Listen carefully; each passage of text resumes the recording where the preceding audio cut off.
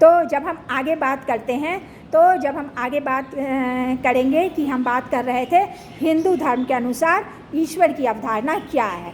तो जब हम हिंदू धर्म के अनुसार ईश्वर की अवधारणा क्या है इसकी बात कर रहे थे, तो जब हम उसी में आगे बात करेंगे तो हम वेदांत के अनुसार, शंकराचार्य के अनुसार हम लोग ब्रह्म की अवधारणा, ईश्वर की अवधारणा पे बात कर रहे थे।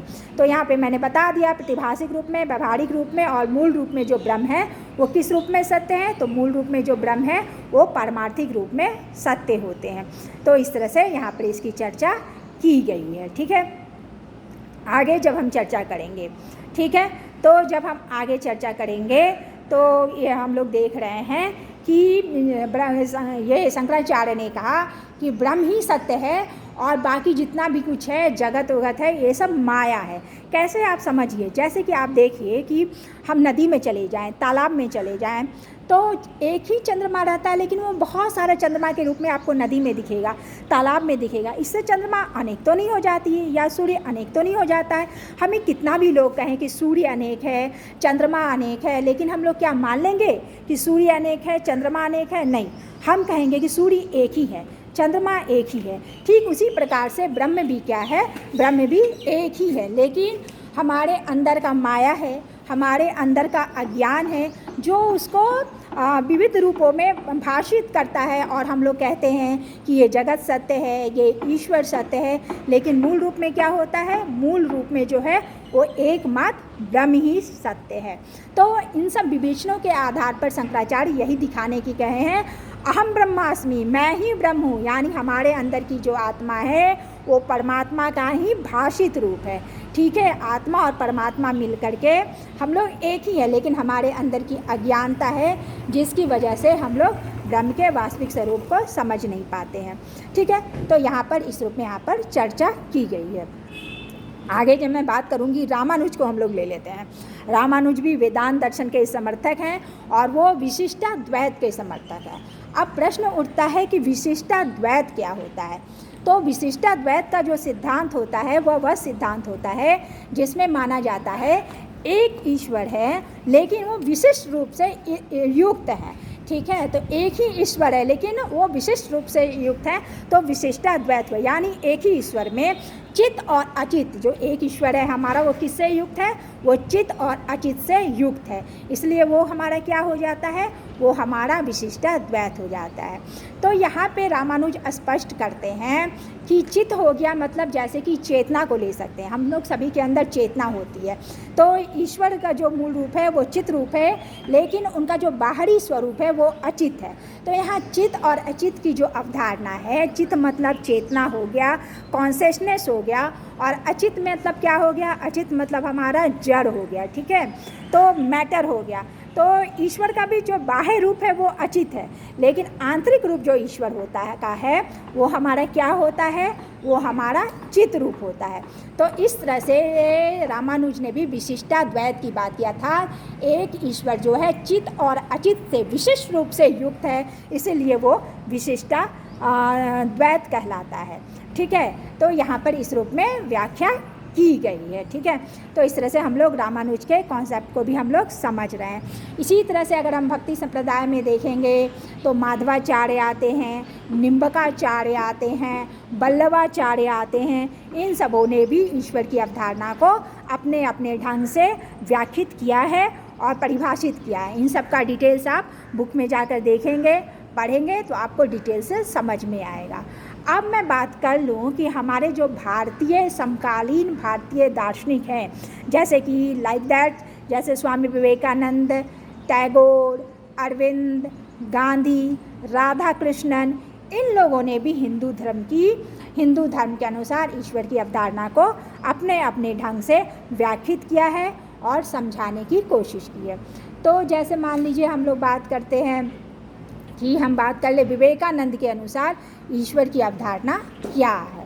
तो जब हम स्वामी विवेकानंद को देखते हैं और ईश्वर की अवधारणा की बात जब हम करते हैं तो हम पाते हैं कि स्वामी विवेकानंद भी एक तरह से देखें तो अद्वैत वेदांत के समर्थक हैं, लेकिन उस रूप में पूरी तरह से, जैसे शंकराचार्य ने कहा कि ये जो जगत है वो माया है, ठीक है, और एकमात्र ब्रह्म ही सत्य है। तो हमारे विवेकानंद उस रूप में माया को स्वीकार नहीं करते हैं, और स्वामी विवेकानंद कहते हैं कि सृष्टि के कण कण में, सृष्टि का जितना भी कण कण है, जड़ है, चित है, कुछ भी है, निर्जीव है, सजीव है, सब में ईश्वर विद्यमान है।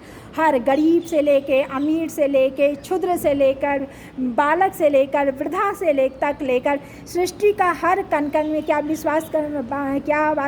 वास करता है, तो सृष्टि के हर कण कण के ईश्वर का निवास होता है। इस तरह से हम लोग स्वामी विवेकानंद में भी एक ईश्वर की अवधारणा को पाते हैं। हालांकि स्वामी विवेकानंद भी ब्रह्म की अवधारणा को मानते हैं, लेकिन ब्रह्म की अवधारणा को स्वीकार करते हुए वो ईश्वर की अवधारणा को भी स्वीकार करते हैं, और जगत को जो है वह माया कह के उसका निषेध नहीं करते हैं, बल्कि चूँकि हम इस जगत में रहते हैं तो उसकी सत्ता को भी स्वामी विवेकानंद ने स्वीकार किया है, और स्वामी विवेकानंद भी समझाने की कोशिश करते हैं। और सबसे बड़ा बात स्वामी विवेकानंद का है कि उनकी सार्वभौम धर्म की अवधारणा, ये सार्वभौम धर्म की अवधारणा क्या है, तो स्वामी विवेकानंद का जो सार्वभौम धर्म की अवधारणा है, उसमें स्वामी विवेकानंद ने स्पष्ट रूप से बताया है कि मतलब हम ऐसा नहीं कि अगर हम हिंदू धर्म को मानते हैं तो हम दूसरे धर्म को तिरस्कृत नज़रों से देखें, उसका उपहास करें। अगर आप जिस भी धर्म को मानते हैं आप उसको मानिए, लेकिन आपके प्रति दिल में दूसरे धर्मों के प्रति भी सम्मान होना चाहिए, आदर होना चाहिए।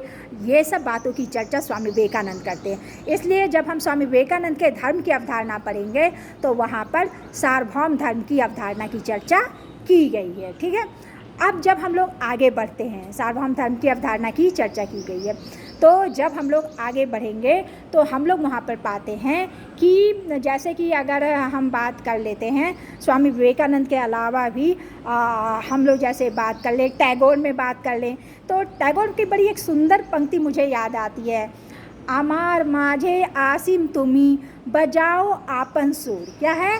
अमार माझे असीम तुम्ही बजाओ आपन सुर। अमार माझे तो इस तरह से यहाँ पे कहा गया है। मतलब कहने का मतलब है, हे ईश्वर, हे असीम शक्ति, हमारे अंदर तुम ही वास करते हो, और